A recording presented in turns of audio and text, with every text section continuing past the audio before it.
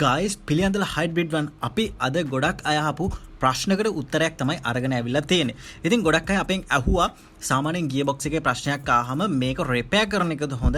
එහෙම නැත්නම් රීකන්ඩිෂන් එකක් රීප්ලේස් කරන එකද හොඳ? එහෙම නැත්නම් බ්‍රෑන්ඩ් නිව් එකක් රීප්ලේස් කරන එකද හොඳ කියලා. ඉතින් මම මුලින්ම කතා කරනම් බ්‍රෑන්ඩ් නිව් එකක් රීප්ලේස් කරනවා කියන එකේ තියෙන ප්‍රායෝගික තත්වය. ඇත්තටම බ්‍රෑන්ඩ් නිව් එකක් අපි රීප්ලේස් කරන්න ගියොත් මේ වෙලාවේදී අපිට ලොකු මුදලක් වැය කරන්න වෙනවා. මොකද බ්‍රෑන්ඩ් නිව් අපි ලංකාවට ඉම්පෝට් කරලා ඒක යූස් කරනවා නම් ඒක සඳහා ලොකු මුදලක් වියදම් කරන්න වෙනවා. ප්‍රායෝගික තත්ත්වය තමයි මේ වගේ බ්‍රෑන්ඩ් නිව් ගියර් බොක්ස් එකක් රීප්ලේස් කරන්න හැමෝටම බෑ. හැමෝටම නෙමෙයි ගොඩක් අයට බෑ.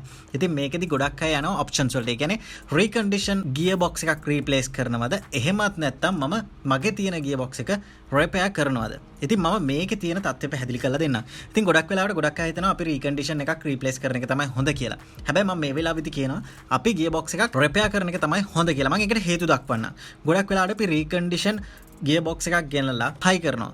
හැබැයි යම් යම් අවස්ථාවල රීකන්ඩිෂන් ගියර් බොක්ස් එකක් ගෙනලා අපි ඒක ෆික්ස් කරත් මේ අවස්ථාවේදී ඒ රීකන්ඩිෂන් ගියර් බොක්ස් එකෙත් ප්‍රශ්න තියෙන්න පුළුවන්. ගොඩක් වෙලාවට අපි අත්දැකලා තියෙනවා ගියර් බොක්ස් එකක් ගෙනලා හයි කරාට පස්සේ රීකන්ඩිෂන් එකක් මේක එකපාරම හරියටම වැඩ කරන්නේ නැහැ. ඒ අවස්ථාවේදී අපි ආයි ගියර් බොක්ස් එක ගලවලා තවත් එකක් ගෙනලා දාලා බලනවා. මේ අවස්ථාවවලදීත් යම් යම් ගැටලු ඇති වෙන තත්ත්ව තියෙනවා. හැබැයි ඔයාගේ තියෙන ගියර් බොක්ස් එක ඔයා රිපෙයාර් කරනවා කියලා හිතුවොත් එකක් තමයි ඔයාට අර රීකන්ඩිෂන් ගියර් බොක්ස් එකක් තියෙනට වඩා අඩු මුදලක් තමයි මේ වෙලාවේදී යන්නේ.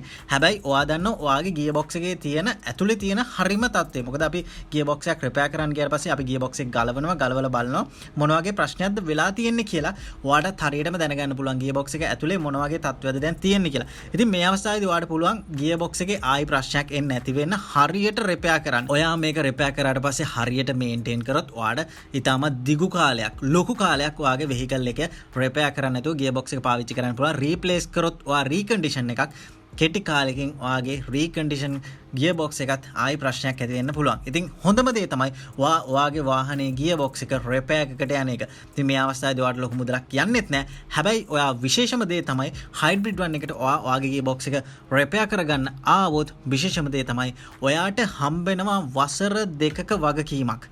ලංකාවේ කොහෙන්වත් මේ වගකීම හම්බෙන්නේ නැහැ. ඔයා කම්පැනි ගිහලා ගියර් බොක්ස් එක රීප්ලේස් කරත් ඔයාට හම්බෙන්නේ වසරක වගකීමක්. ලංකාවේ හැමතැනමකම වසරක වගකීමක් විතරයි හම්බෙන්නේ. ඔයාගේ ගියර් බොක්ස් එක ඔයා රිපෙයාර් කරොත් අපි ඔයාට වසර 2ක වගකීමක් දෙනවා. ඒක තමයි හයිබ්‍රිඩ් වන් ලංකාවෙන් විශේෂ වෙන්නේ. ඉතින් විශේෂම දේ තමයි අපි ගාව ගියර් බොක්ස් සම්බන්ධව හොඳ ප්‍රවීණ ඉන්නවා 5-6 දෙනෙක්ම. ඉතින් එක්කෙනෙක් නෙමෙයි 5-6 දෙනෙක් ඉන්නවා. මොන ගැටලුවක් ආවත් මොන විදිහේ ප්‍රශ්නයක් ආවත් හයිබ්‍රිඩ් වන් ඔයාගේ ගියර් බොක්ස් එක හරියටම අපි රිපෙයාර් කරලා දෙනවා. ඉතින් බල ඉන්න බා ඔයාගේ වාහනේ මොන හරි ප්‍රශ්නයක් තියෙනවා නම් පහළ තියෙන නම්බර් එකට කෝල් කරන්න. කෝල් කරලා පිළියන්දලා හයිබ්‍රිඩ් වන් එකට ඇවිල්ලා ඔයාගේ ප්‍රශ්නේ විසඳ ගන්න.